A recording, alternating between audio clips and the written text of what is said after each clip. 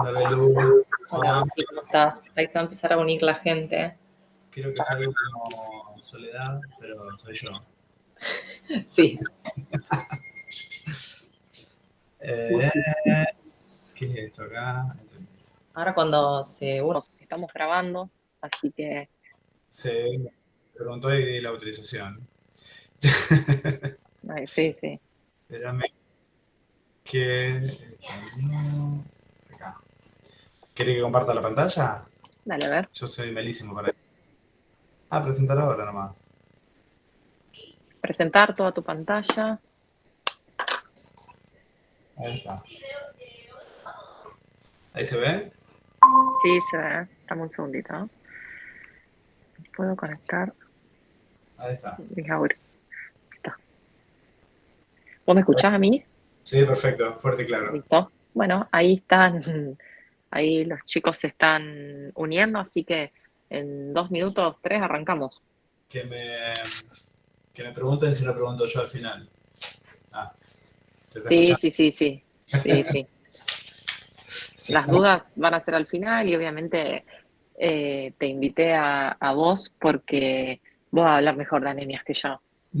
Así que, así que ahora cuando ya se llene la sala, arrancamos. Ya te aviso, dame un segundo. Esperamos un ratito. Hablemos un rato al pedo. ¿Cómo andás vos?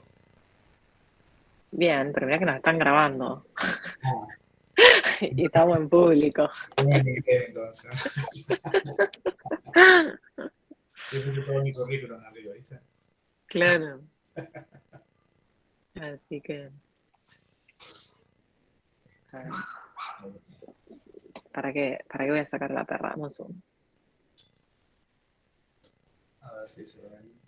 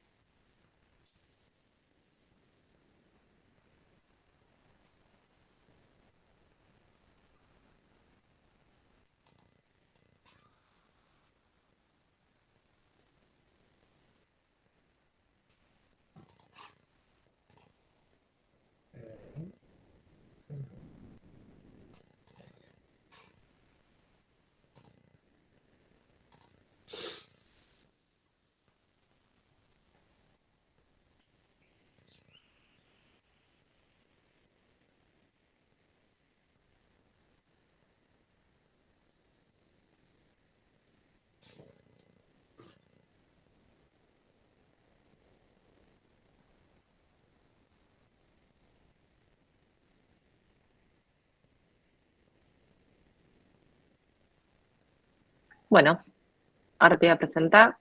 Para los que no lo conocen, Gustavo es compañero mío del Hospital Eva Perón. Él es especialista en clínica, que se formó ahí también en el Eva Perón, y es especialista en hematología. Él nos va a ayudar a dar anemia, ¿sí? De manera integral para ustedes que rinden la semana que viene. Y yo voy a estar también de oyente y al final vamos a responder preguntas o lo que necesiten. Y no se olviden que yo mañana les doy neutropenia febril. ¿Sí? Así que lo dejo a Gusti. Gusti, soy todo oído yo también, Gracias, así que Belén, a ver, poner presentar, a ver si sale. por la invitación. ¿Ahí se ve o no se ve nada? Se ve el PowerPoint, pero no se ve la presentación. Vos tenías que haber puesto en presentar pantalla toda la pantalla, no solo el PowerPoint. O si no, ahí ponés presentar ahí abajo, o Sí. apretar el F5 de la compu. ¿Ahí no se ve? No, no se ve porque vos cuando ponés presentar pantalla, pones toda tu pantalla y apretás la pantalla y después acá presentás. Voy a dejar de presentar y voy a volver a toda mi Dale. pantalla. Está. Eh, Ahora porque tengo dos. Creo que es esta, sí. ¿Ahí se ve? No, no se ve nada. Sí, para ocultar, ahí poner ocultar. Eso, y ahí poner presentar. ¿Ahí está? Ahora se ve perfecto, sí. ¿Sí es este? No, no es Y este. sacar el cuadradito ese de abajo a la derecha que dice estás presentando para todos. Es, listo. Ahora Ahí sí, está. ahora se ve perfecto. Bueno, Sí. perfecto. Bueno, gracias Belén por la invitación. Hola chicos, cualquier cosa me preguntan o al final hacemos las preguntas que quieran. Como dijo Belén, yo soy especialista en clínica y en hematología. Vamos a tratar de hacer lo más llevadero este tema que no es tan apetitoso, digamos.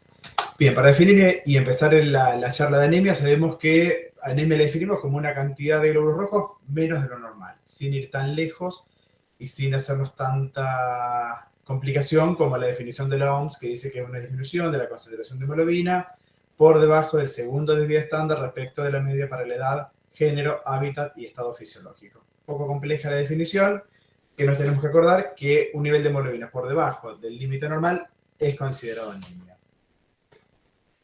Como para hacer un refresh nomás, sabemos que el glóbulo rojo se forma desde una célula madre, un hemocitoblasto que se encuentra en la médula ósea, que luego va a pasar a eritroblasto, hermoblasto, reticulocito, que es el estado previo al glóbulo rojo, y el glóbulo rojo maduro que se encuentra en sangre periférica. Como verán, el glóbulo rojo maduro ya no tiene núcleo, el reticulocito tiene un núcleo disgregado y todas las células anteriores tienen núcleo. Ninguna de las anteriores, a excepción del reticulocito, se va a encontrar en sangre periférica. Cuando alguna de estas, que puede, se encuentra en sangre periférica, generalmente se asocia a una enfermedad primaria de la médula ósea y una patología. Que la anemia es una causa secundaria, ¿no? No es una causa primaria de enfermedad. La eritropoyetina sabemos que es el estimulante fisiológico natural de toda la eritropoyesis y empieza a actuar a nivel de los eritroblastos. A este nivel es donde la eritropoyetina actúa como un regulador primario, favoreciendo principalmente la división celular. Ante una necesidad o hay glóbulos rojos bajos, la eritropoyetina endógena aumenta y aumenta la división celular. Por lo tanto, para la OMS, y fuera de esa definición que dijimos previamente, hemoglobina es menos de 12 gramos por decilitro en mujeres y menos de 13 gramos por decilitro en varones. Y tenemos que tener en cuenta que la podemos clasificar de acuerdo a distintos valores o índices hematimétricos que nos va a aportar el hemograma. Entre ellos la cantidad de glóbulos rojos, el nivel de hemoglobina y el nivel de hematocrito, que es el porcentaje de células, de glóbulos rojos, digamos, del total de la columna de sangre entera. La relación que existe entre hematocrito y hemoglobina llamamos concentración de hemoglobina corpuscular media, con este valor normal, para que se acuerden 30, 30 y 90 de BCM. La relación entre la hemoglobina y los glóbulos rojos nos da la concentración de hemoglobina media, también 30 picogramos, y quizás el más importante, porque es el más sencillo para interpretar, el volumen corpuscular medio, que resulta de la relación entre la cantidad de glóbulos rojos y el valor de hematocrito, con un valor normal que ronda los 90 femtolitros. Además, los hemogramas hoy nos van a informar el recuento y la fórmula leucocitaria, el recuento de plaquetas y la morfología de glóbulos rojos, glóbulos blancos y plaquetas. Una herramienta que tenemos nosotros es el extendido de sangre periférica o el conocido frotis. Lo que vemos en un paciente normal es lo que vemos en el cuadrante superior, el A. Son todos glóbulos rojos normales con un centro claro, con un tercio que ocupa este color rosáceo alrededor, es un glóbulo rojo normal. Después tenemos distintas variantes de estos glóbulos rojos que nos van a dar las distintas patologías. No es necesario que lo sepan, pero es para que vean ustedes más o menos qué es lo que vemos nosotros en el extendido de sangre periférica y qué información nos aporta esto. Por ejemplo, para nombrar algo interesante que siempre vemos en los frotis de sangre periférica patológicos, es el P, que son los esquistocitos, son glóbulos rojos que se rompen cuando pasan por un trombo, por un coágulo, y es típico de la púrpura trombocitopénica trombótica. El Q, que es como una lágrima, es un dacriocito, y esto lo vemos normalmente en la mielofibrosis o en prácticamente cualquier enfermedad de la médula ósea. Pero algunos datos que nos pueden informar los hemogramas son anisocitosis, es cuando hay una desigualdad en el tamaño de los glóbulos rojos grandes conviven con glóbulos rojos chiquitos. Microcitosis, disminución del tamaño de los glóbulos rojos, pero en la totalidad de los glóbulos rojos son glóbulos rojos mucho más chiquitos. Si interpretamos que este es un glóbulo rojo normal de 90 femtolitros, una microcitosis lo podemos ver en 70 o menos. Y macrocitosis con un aumento del tamaño de glóbulos rojos, pero de todos los glóbulos rojos, no la anisocitosis que tenemos ahí. Y otra cosa que nos van a informar es la cromía, es decir, si esos glóbulos rojos están hipocrómicos, normocrómicos o hipercromáticos. Para representar un poco, porque uno siempre dice glóbulos rojos, anemia, disminución en la cantidad de glóbulos rojos, y es difícil hacerle entender al paciente por qué tiene anemia, pero con 4 millones de glóbulos rojos. Un ejemplo práctico es con monedas, ya me quedó un poco viejo porque estas monedas quizás ustedes no las hayan visto nunca. pero podemos decir que el valor normal de este hemograma es una hemoglobina de 2, que es la suma de estas 8 monedas de 25 centavos, y es un hemograma normal. En la macrocitosis yo tengo monedas un poco más grandes, pero en menor cantidad, por lo cual la hemoglobina no va a llegar a ser un valor normal. En las microcitosis, fíjense que yo tengo muchas más monedas, pero más chiquitas, entonces tengo quizás 5 millones de glóbulos rojos, pero como son de menor valor, no llegan al 2 de hemoglobina. Y cuando los glóbulos rojos son más chiquitos aún, y esto lo vemos en la talasemia, con un valor de cada una de esas monedas, que lo da la hemoglobina corpuscular media muy bajita, no llegó a tener una hemoglobina total normal. Por eso es que el paciente o al médico no debemos valorar tanto la cantidad de glóbulos rojos, porque si no yo puedo decir que este no tiene anemia y que este tiene anemia, y la realidad es que todos tienen anemia salvo el que tiene 8 monedas. ¿Sí? No sé si se entendió, si no después lo repasamos. Es importante saber cuando un paciente tiene anemia, si quien tiene que responder a esa anemia está funcionando. Quien responde a la anemia es la médula ósea, fabricando más glóbulos rojos, como dije antes, con la estimulación intermediada por la eritropoyetina endógena. Y ese valor lo vamos a obtener de acuerdo al valor de reticulocitos, que como dijimos son los glóbulos rojos jóvenes. Estos reticulocitos en un paciente que no tiene anemia es un valor normal hasta 50.000 reticulocitos por milímetro cúbico. Los reticulocitos se expresan siempre en valor relativo al valor total de glóbulos rojos que tiene el paciente. Una anemia leve, para yo decir que un paciente tiene una anemia con una hemoglobina de 10-11, debo tener al menos 100.000 reticulocitos. Si no tengo 100.000 reticulocitos, tengo que pensar que por algo la médula no está generando glóbulos rojos. Y en un paciente que tenga una anemia severa, es decir, con una hemoglobina de 7, 8, debería tener al menos 150.000 reticulocitos en valor absoluto. Por encima de eso o por debajo de eso es patológico, y para ello nos sirve este algoritmo que nos va a clasificar a los distintos tipos de anemias, de acuerdo a los índices hematimétricos y a la morfología eritrocitaria.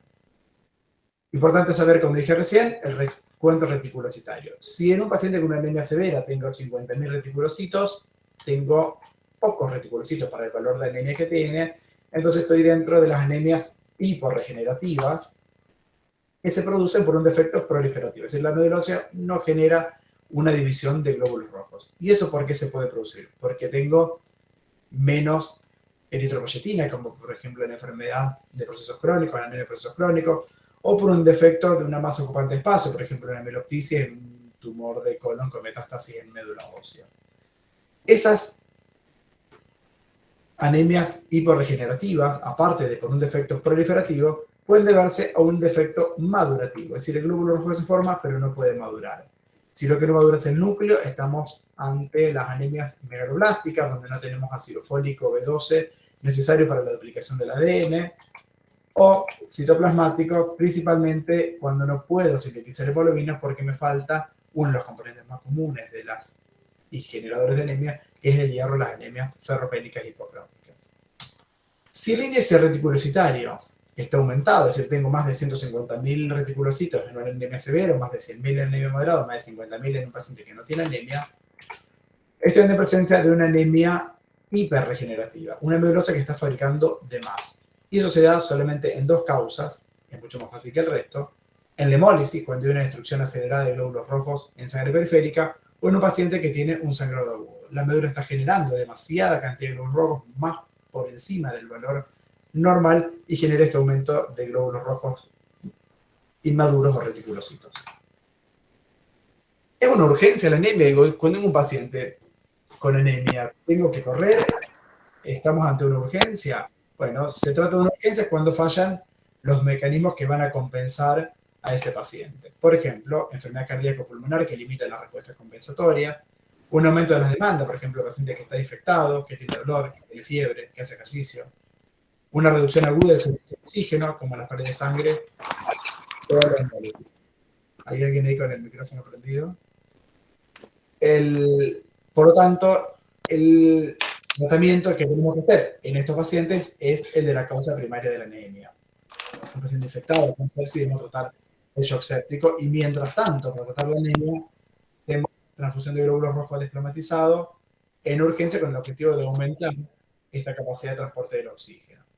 Pero ahora que yo en ningún momento puse ¿Cuál es el límite para definir a un paciente con anemia severa si necesito transfundirlo?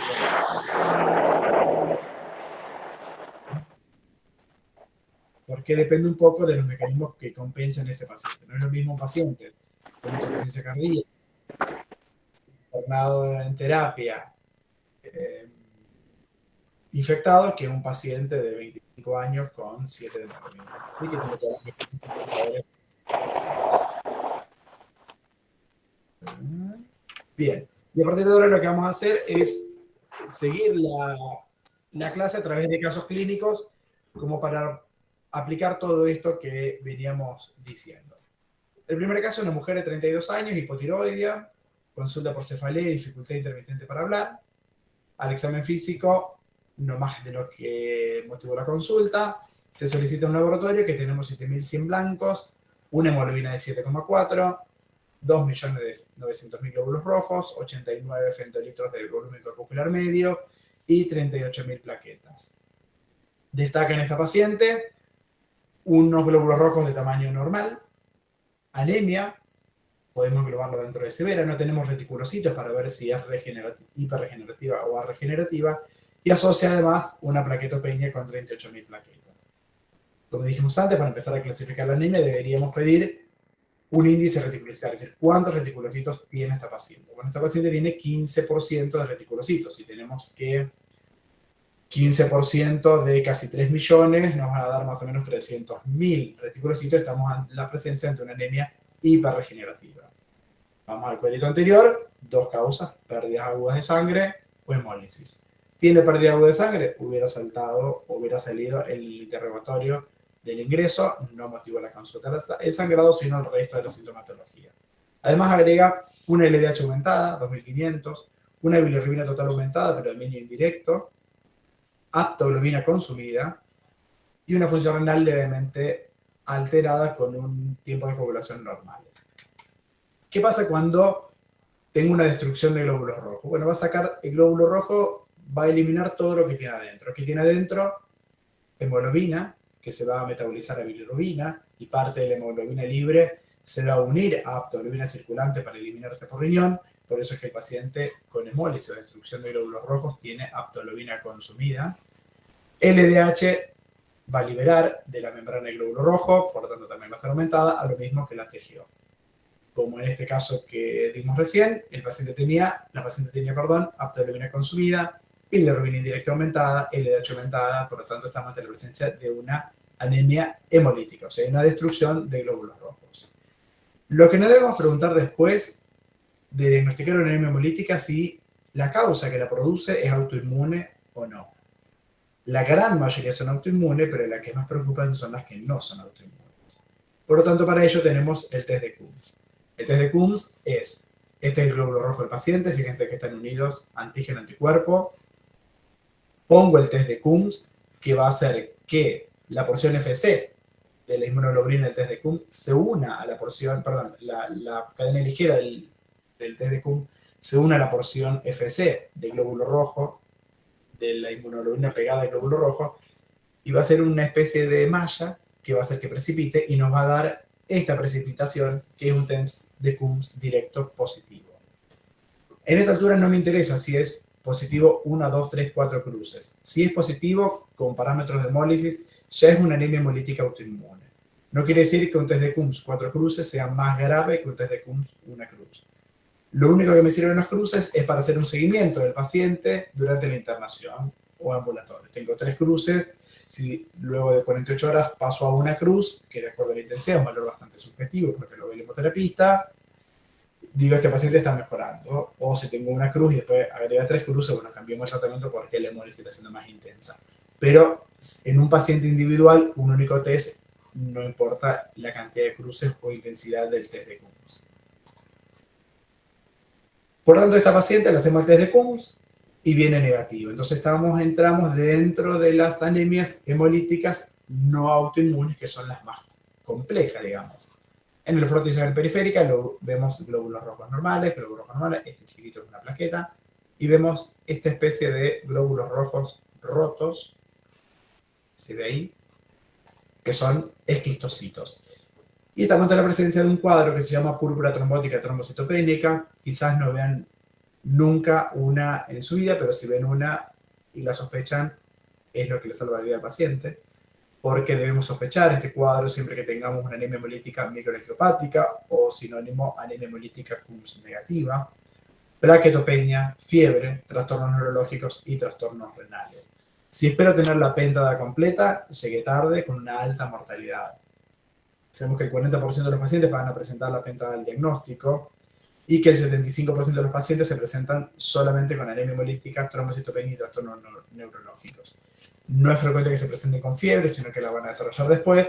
Y si ya tenemos trastornos renales, diría que ya la cosa es grave y más difícil de mejorar. Estos pacientes sin tratamiento, el 10% sobrevive o menos, y con tratamiento el 90% se cura, y el tratamiento es la plasmaféresis. Cuanto más precozmente se indique, más chance de curación. Por eso es un cuadro no muy común, pero que necesita alta sospecha para instalar un tratamiento más rápido. ¿Qué hubiera pasado si este paciente me daba el CUMS negativo? Fíjense que el laboratorio es exactamente igual. El CUMS me va a decir que esto es una anemia hemolítica autoinmune, una destrucción de los glóbulos rojos inmunomediadas. Esto es un linfocito, le pongo algunos fotos para que vean, y glóbulos rojos de distinto tamaño, anisocitosis. Algunos de otro color, estos son más tirando a reticulocitos.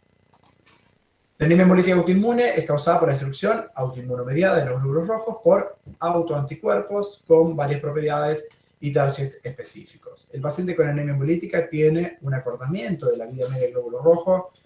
No sé si se recuerdan, el glóbulo rojo vive en promedio 120 días. Estos pacientes, si uno marca el glóbulo rojo, puede ver que viven a veces 2 semanas, 3 semanas, entonces la media por más que genere una gran cantidad de reticulocitos, nunca va a llegar a compensar esa pérdida de glóbulos rojos.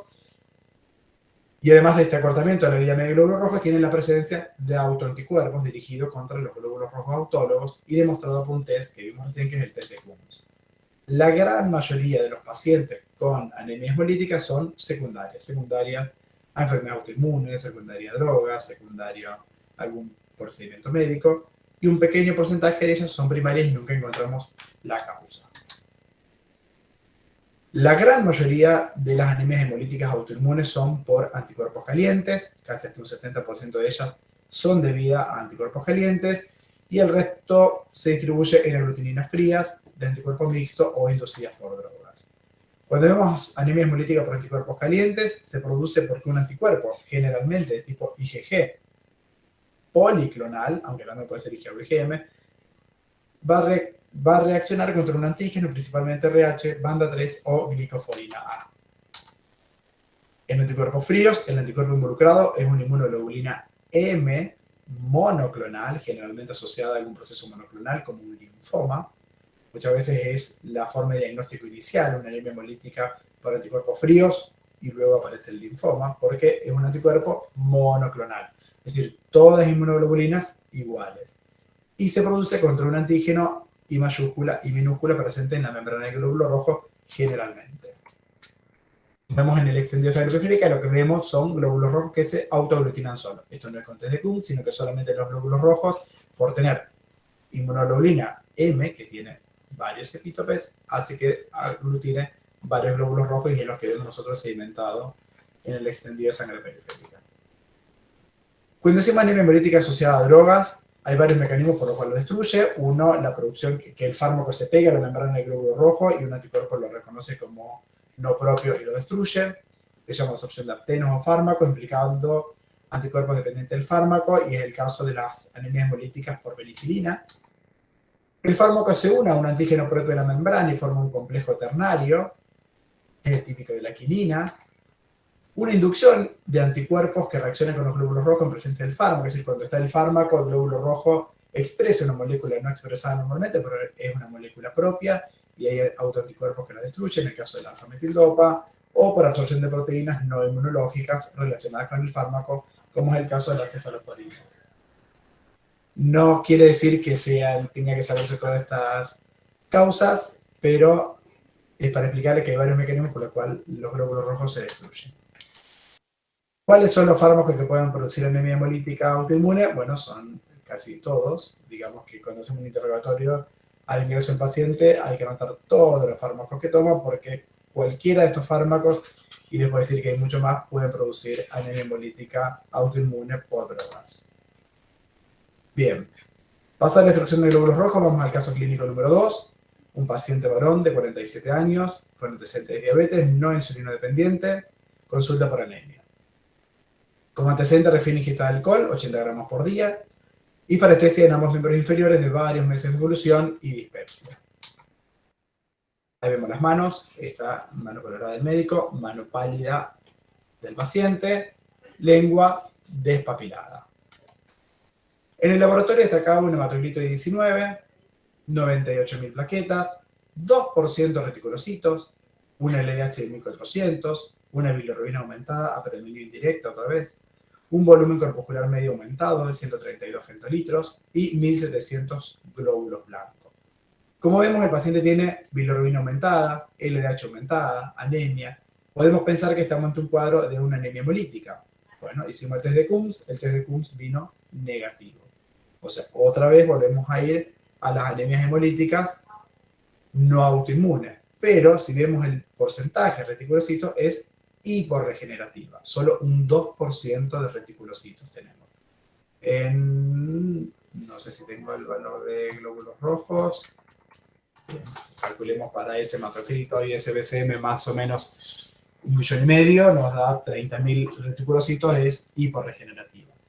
En la extensión de sangre periférica corroboramos y vemos que el glóbulo rojo está aumentando de tamaño versus un glóbulo rojo normal, que podría ser este, y que los neutrófilos están polisegmentados. Esto es típico de una entidad que se llama anemia megaloblástica, que se produce por esta alteración en la duplicación del ADN producto de un déficit de vitamina B9 o ácido fólico y vitamina B12 o cianocobalamina. ¿Por qué se producen? Bueno, por disminución del aporte en el etilismo de nutrición, por disminución de la absorción en la heteropatía o fármacos, principalmente la fenitoína, los anticonvulsivantes, en las anemias del consumo, o el metotrexato puede ser, anemia de consumo, por ejemplo, en el embarazo, recuerden que siempre reponemos ácido fólico, en la infancia, en el hipertiroidismo, la activación bloqueada de folatos, como el metotrexato, el Bactrim, los barbitúricos, la fenitoína, o incremento de las pérdidas, mucho más raro, pero esto lo vemos en la enteropatía por perdedores de proteínas, la hemodiálisis o la hepatopatía crónica. Clínicamente se presentan con estas velocitis atróficas, una hiperreflexia y unas parestesias o hipoestesias en guante o en bota, como el caso del paciente. Sabemos que la única fuente de fólico y B12 es la dieta del hombre. ¿Qué tiene altas concentraciones? Bueno, los vegetales de hojas verdes, cuanto más verde mejor, espinaca, brócoli, etc.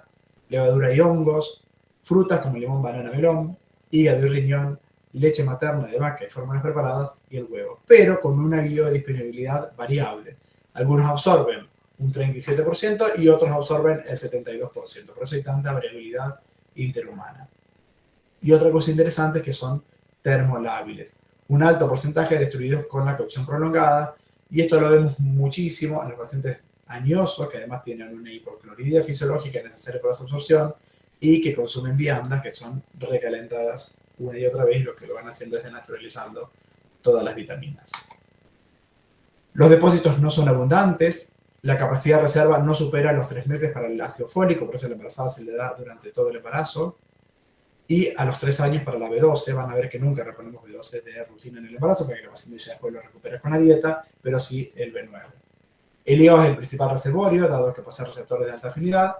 La concentración de folato en el glóbulo rojo se correlaciona con la concentración hepática, o sea, la concentración de fólico intraeritrocitario del glóbulo rojo es un valor que podemos dosar en sangre periférica, y existe circulación enterohepática, por eso en las enteropatías perdedoras de proteínas tenemos una disminución de complejo.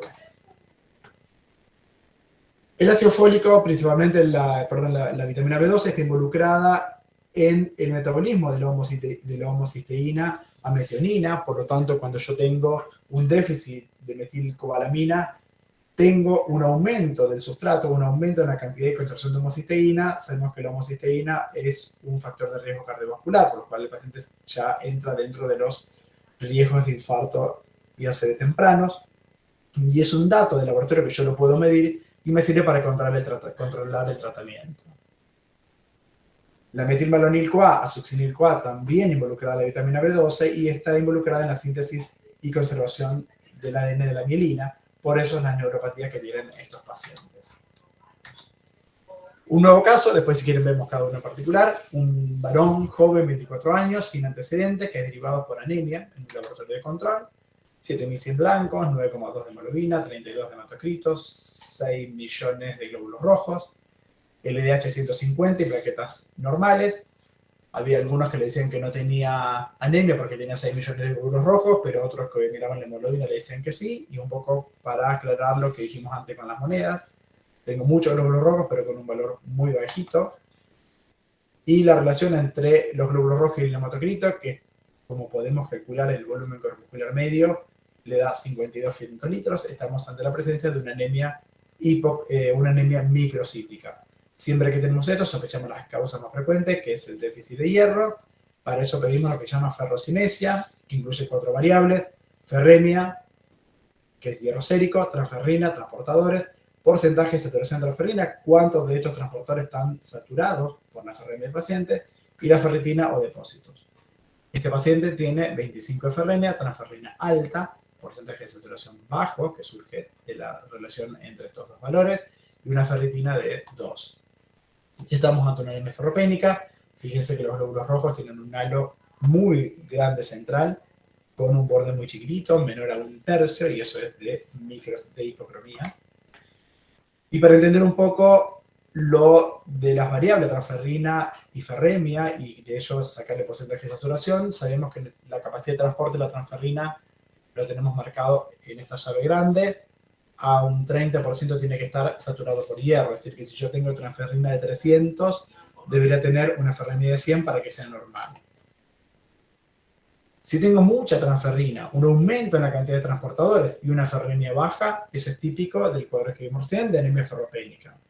En la anemia de procesos crónicos, el paciente con diabetes, renal, lupus, lo que fuera, tengo transferrina o hipoproteínas, por lo tanto tengo una transferrina baja, con un hierro quizás normal, y eso es típico de la anemia de procesos crónicos. En un paciente con capacidad de transferrina normal, pero con un hierro por encima del 50%, estoy ante una sobrecarga férrica. Y si esa sobrecarga férrica supera el 75% del valor de la capacidad de transporte, estoy ante un cuadro de hemocromatosis, que después veremos si es hereditaria o no. ¿Por qué se puede producir una anemia ferropénica? Por absorción insuficiente, porque el paciente no consume carnes y consume verduras cocidas. Por mala absorción, recordemos los pacientes que toman antiácidos, necesitamos ácido en el estómago para absorberse, por eso van a escuchar que damos el hierro con algún jugo de naranja. En aquellos pacientes que tienen pérdidas aumentadas por parásitos, epistaxia reiterada, por ejemplo, enfermedad con Willebrand, hemorragia digestiva de cualquier causa, pérdidas menstruales excesivas, una de las principales causas de anemia ferropénica.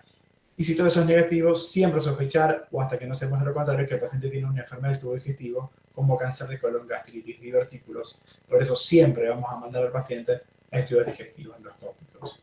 Depósitos disminuidos, los pacientes prematuros necesitan un aporte postnatal, los gemelares, las hemorragias intrauterinas, y aumento de los requerimientos en determinadas etapas de la vida, como el crecimiento, el embarazo y la lactancia.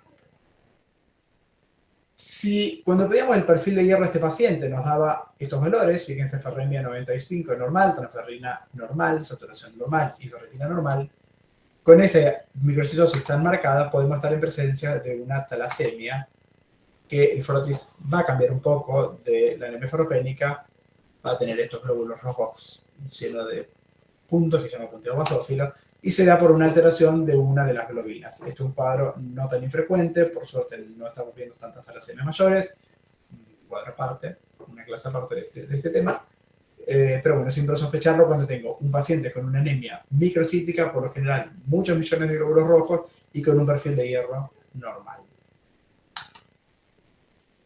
Un último caso y ya cerramos, quédense tranquilo, paciente de sexo femenino, mujer de 65 años, diabética, hipertensa, insuficiencia renal, derivada para estudio de anemia, asintomática.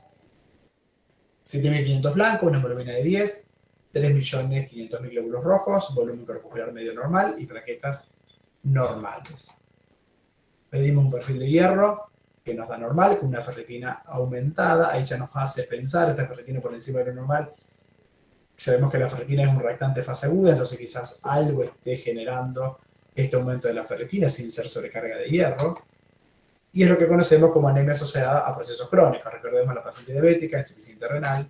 ¿Y por qué se produce la anemia? Por procesos crónicos, bueno, hay varias causas. Uno es por el metabolismo del hierro que se encuentra alterado. Estos pacientes tienen un aumento de la hepcidina, que se puede usar en sangre. La hepcidina es un inhibidor de la ferroportina. La ferroportina es lo que hace entrar el hierro a nivel del tubo digestivo. Entonces, como hay un aumento de la hepcidina, esa ferroportina está bloqueada y por más que esté tomando mucho hierro o yo le dé suplementos de hierro, no va a tener capacidad de absorción. Una inhibición de la eritropoyesis por las interleuquinas liberadas por la enfermedad de base. Una deficiencia relativa de eritropoyetina. Si uno dosa la eritropoyetina sérica de estos pacientes, van a ver que tienen anemia con una eritropoyetina normal, cuando debería estar aumentada. Por eso uno de los pilares de tratamiento de estos pacientes es la eritropoyetina. Y otro es una vía media de glóbulo rojo acortada. No tanto como la anemia hemolítica autoinmune o anemia hemolítica no autoinmune, pero sí menos de lo normal, que son 120 días. Este cuadro era para explicar un poco de lo de la hepcidina, que es esta proteína liberada por el hígado y que inhibe la ferroportina, que es la puerta de entrada del hierro. Y con esto creo que terminamos, así que bueno, abierto a lo que me quieran preguntar o que haya quedado duda en alguna de las diapositivas. Bien, buenísimo. Gracias, Gusti. Cualquier duda que tengan, a ver si hay algo en el... Profe, en el laboratorio entonces de enfermedades crónicas, lo más importante sería lo de la ferritina. Primero la anamnesis para que la paciente tenga algún proceso crónico. Lo más importante y lo más fácil para llegar, porque podemos tener ferritina baja, porque puedes asociar déficit de hierro, sino que tener una transferrina baja con una saturación normal o alta. Eso es típico de procesos crónicos, que es básicamente con la cual lo debemos diferenciar, la ferropenia con la de procesos crónicos.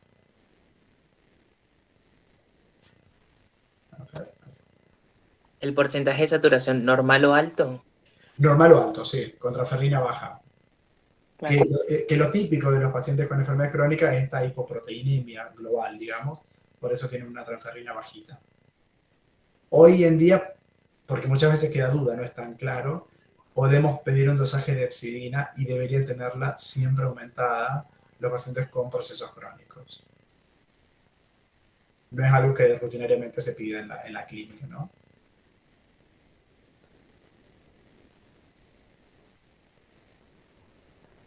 A ver si hay algo más. Por ahora no. A ver. Voy a poner los mensajes. Sí.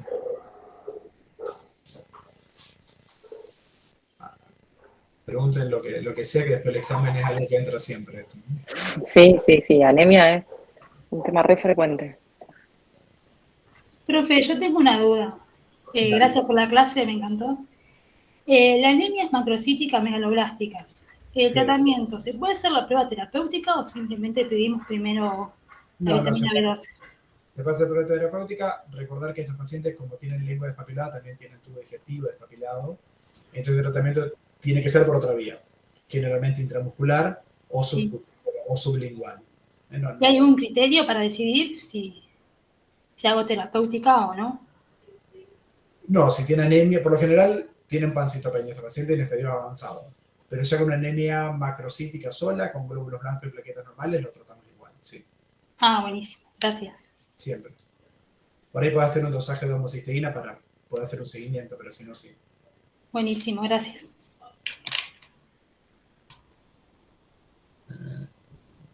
La eritropoyetina está baja en la enfermedad crónica, generalmente está normal el valor de eritropoyetina, pero como el paciente tiene anemia, debería tener un valor de eritropoyetina más alto de lo normal.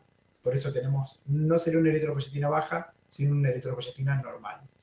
La eritropoyetina baja, y acá les hago lío, se ve solamente en la policitemia oral.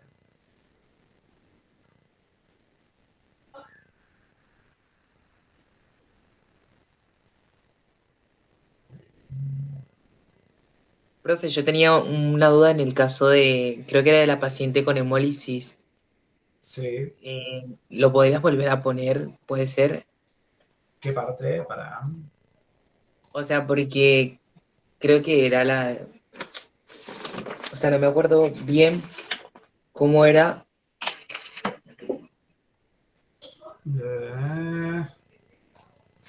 Bien, aparte tenía dos partes, una que nos daba un test de Coombs directo negativo y otro positivo. Voy a decirme, fréname dónde, ¿eh? Esto es lo que libera el test de Coombs. Claro, o sea, si puedes explicar un poquito eso, porque no me quedó como claro. ¿Qué parte O sea, del test? porque... Decime. Bancame un segundito.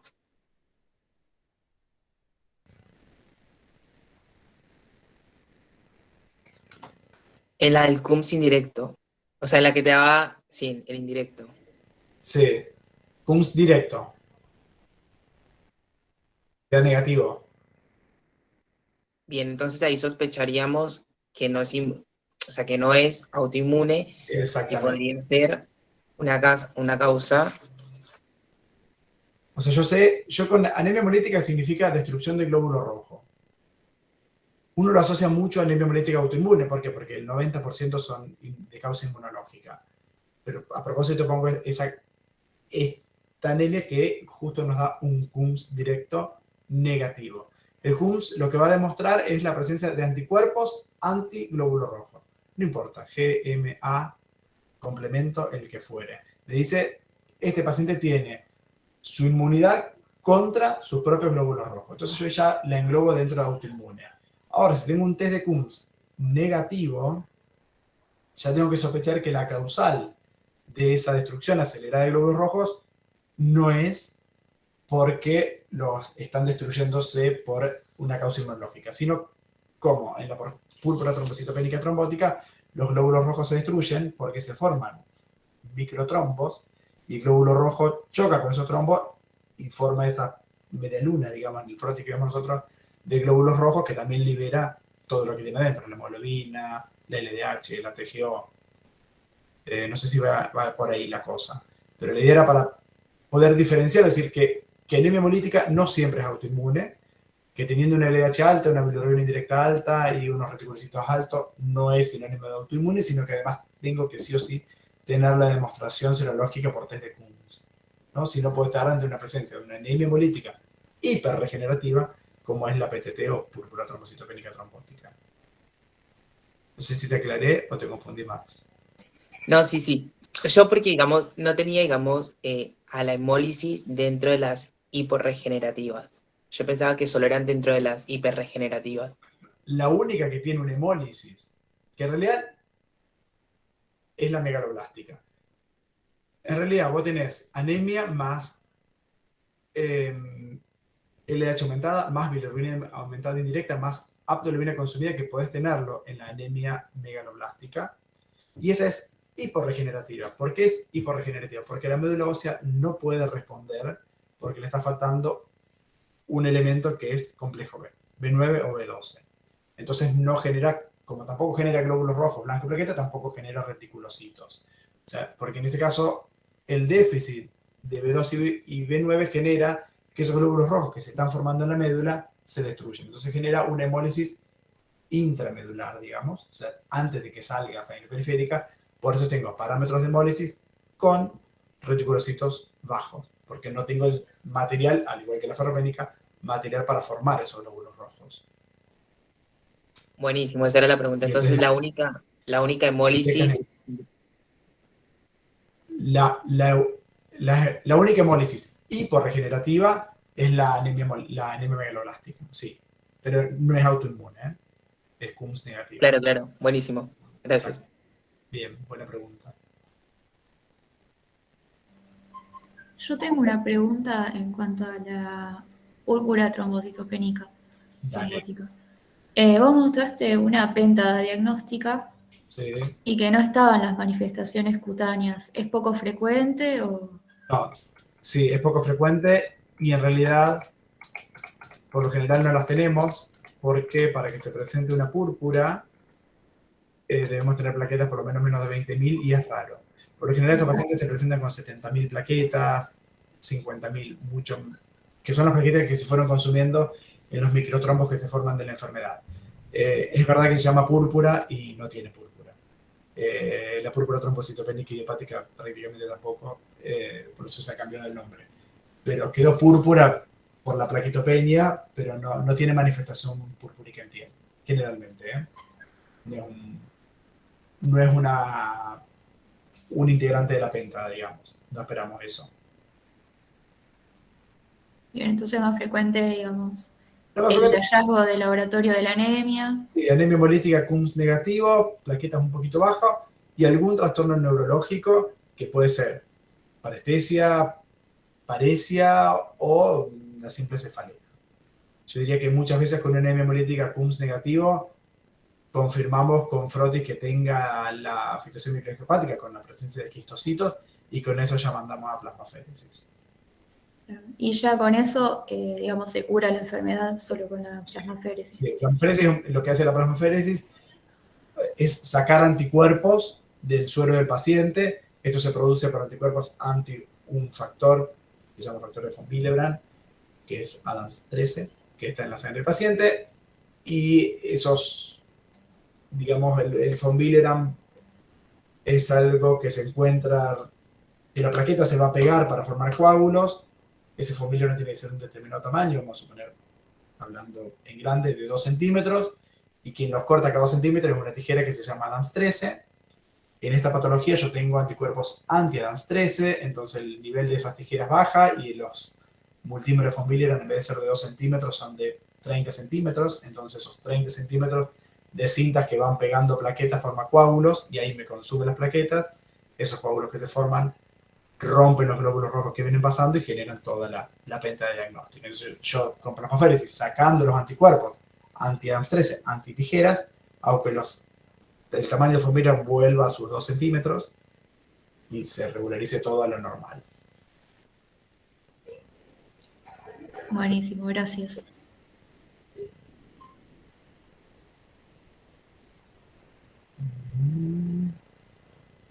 Profe, tengo una pregunta más. Dale. La anemia ferropénica, Bien. yo la trato con hierro, ¿no? Sí. La idea es, si luego vuelve la paciente y no mejora los criterios de laboratorio, Sí. ¿a ella puedo pedir otros estudios para evaluar dónde hay sangrado o celiaquía y eso? ¿O cómo se va haciendo? Como yo tengo una paciente con diagnóstico de anemia ferropénica, empiezo el tratamiento y no responde. Sí. Sería así. Bien.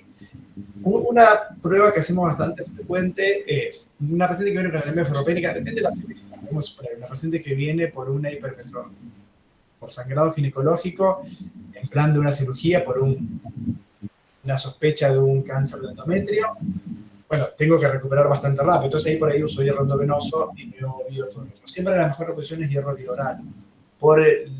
Siempre el endovenoso tenemos riesgo de que se generen anticuerpos antihierro y ahí no se genera un problema. Nunca lo vi, pero bueno, también. Empezamos a reponer hierro bioral. Estando la paciente bajo tratamiento con hierro, pedimos un dosaje de hierro sérico o ferremia. Si esa ferremia es más de 50, yo tengo que interpretar que el paciente absorbe bien el hierro. O sea que no habría ningún trastorno digestivo. Llamemos celiaquía, trastorno de absorción. Si ese valor me da menos de 50, tengo que empezar a decir trastorno de mala absorción, celiaquía, antiácidos, edad añosa, que el paciente no mastica bien, no libera serina, comida recalentada y demás. Y siempre, si no tengo una causa evidente de sangrado, o le doy hierro, suspendo y vuelve a tener déficit de hierro, estudiar tubo digestivo siempre, porque es el principal motivo de consulta de sobre todo los tumores de colon, que son asintomáticos por otro lado. Buenísimo, gracias. No tenía idea de eso de los valores de hierro para tener en cuenta si era absortivo Sí, o no. que tiene que estar tomando hierro. O sea, Bien. yo por lo general le doy hierro el día 30, la cito de vuelta con un laboratorio antes de terminar de tomarlo, con un perfil de hierro, y ahí yo ya me voy guiando si absorbe bien o no absorbe, si tiene respuesta en la médula de la producción de glóbulos rojos. No es tan rápida la respuesta, por lo general tardamos entre 4 o 6 meses, pero bueno, depende un poco del contexto del paciente. Un paciente asintomático que no tiene plan de cirugía y una hemoglobina de 10, le ponemos Vidoral, y si tiene 7 y tiene que ser intervenido, tiene mucha sintomatología, insuficiencia cardíaca, por más o sea, lo más rápido terapéutico es el hierro endovenoso. El hierro intramuscular, que, un paréntesis, se ha usado durante mucho tiempo, está prohibido prácticamente en todo el mundo. Nosotros se sigue usando acá en Argentina, pero bueno, yo creo que hasta que no tengamos más esto. No sé si seguirá usándose el hierro intramuscular, yo ya no lo uso más. Bueno, gracias, profe. Una pregunta, con respecto a la duración del tratamiento, ¿es lo mismo si usamos vía oral, endovenosa, intramuscular? El endovenoso por lo general es una única dosis de 1000, depende del hierro que usemos. De las nuevas formulaciones, prácticamente una única dosis y depende de la causa, si tiene sangrado o no, puede ser la única vez que la demos, o si tiene sangrado leve, moderado, es quizás cada 6 meses. Y la vía oral de acuerdo a la respuesta, no siempre es lo mismo y depende un poco de la causa. Si yo tengo un paciente con ginecorragia y dura 7 días versus el que dura 20 días, ya ahí voy a tener una diferencia y voy a tener que usar más tiempo. Por lo general, en las causas de hipermenorrea, lo que hacemos es, una vez normalizado la ferrocinesia, normalizado el hemograma, damos reposición de hierro los días de menstruación, como para tener una semanita al mes y con eso reponer un poquito el hierro perdido. Pero depende de la causa de la duración del tratamiento. Nunca menos de 6 meses. Bien, gracias. No es una pastilla que se tolere muy bien tampoco. No creen que es como una aspirina. Es dolor de panza, retorcijón, malestar. Pero bueno. Profe, Mucho con la boca. Sí. respecto a eso, yo había leído que se administra un periodo igual al que tardó en normalizarse el laboratorio. ¿No es tan así, digamos? No, si yo sé que la causa desaparece, sí, le lleno los depósitos y ya está, que más o menos es el mismo. Pero si la causa persiste, muchas veces nos pasa con las hipermenorreas, hasta dar anticonceptivos y ver que tengo una menstruación más o menos normal, porque una vez se dice, menstrua 11 días, y cuando uno pregunta, ¿cuándo menstrua? No, normal, pero ¿cuánto? 11 días, toda su vida menstrua 11 días, pareciera como que es normal.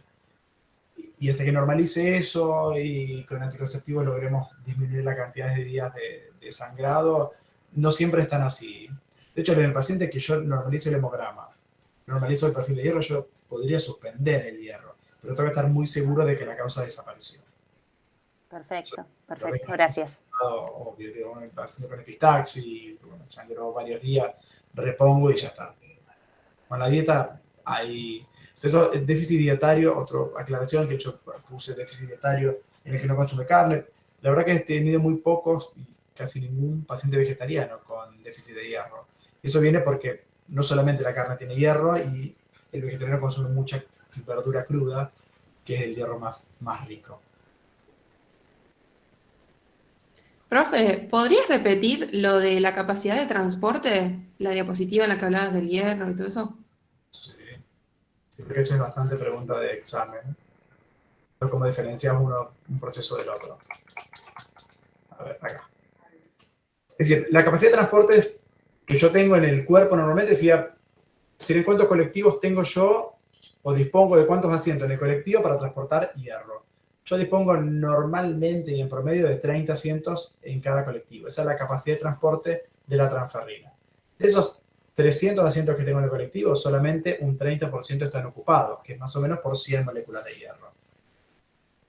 Cuando yo tengo déficit de hierro, el cuerpo solo que hace, aumenta la cantidad de asientos para tratar de captar la mayor cantidad de hierro que hay disponible. Pero el hierro sigue estando bajo, entonces la saturación, que es la relación que existe entre la cantidad de asientos con la cantidad de hierro sentado, me da muy bajita, y eso es anemia ferropénica. En el paciente con enfermedades crónicas tengo colectivos de menos asientos porque no puede producir tantas proteínas. Entonces tengo transferrina baja con un hierro que no está involucrado, más o menos normal, un poco bajo, pero como tengo en ese colectivo que debería tener 300 asientos, tengo 200, con 60 de hierro, más o menos satura normal. Y eso es la anemia de procesos crónicos. Esa es la única diferencia entre estas dos. Fíjense que solo es la transferrina. En el paciente con sobrecarga de hierro tengo los mismos colectivos, 300 asientos, pero 150 asientos están ocupados. Hasta un 50% de ocupación de ese colectivo por hierro. Si ese colectivo está ocupado hasta en un 75%, como habitualmente viajamos a Rosario, es una hemocromatosis, una sobrecarga de hierro con riesgo de toxicidad por hierro libre que empieza a partir de 75, por eso le llamamos hemocromatosis. No sé si se entendió. Perfecto, gracias. Imposible si le toman anemia que no aprueben. O sea que este cuadrito es fija. Lo tomen. Sí, esto es, No vayan tanto nada, con esto en la cabeza. al detalle de los valores. O sea, transferrina 300, ferremia 100, volumen glomerular medio 90, concentración de volumen glomerular media 30, concentración de hemoglobina media 30. O sea, no vayan en el detalle 298, no. 300, 100, 30% de saturación y ahí ya sacan todo. Los otros datos son confundidores.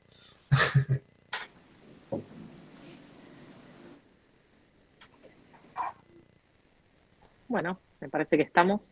Así que la clase está grabada, así que la vamos a subir. Y cualquier duda me preguntan en el grupo y yo le paso las dudas también a Gustavo y algunas voy a responder yo, obviamente. Así lo liberamos. Gracias, Gusti, mil gracias. Gracias a ustedes. Bueno, y nosotros nos vemos en estos días ahora para hacer neutropenia febril. Así que adiós. Con ese tema.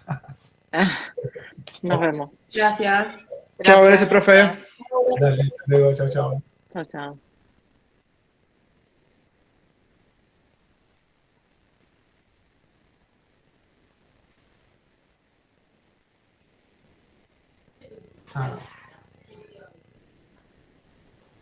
Ahí María Eugenia Girola me puso si se pega la transferrina, sí.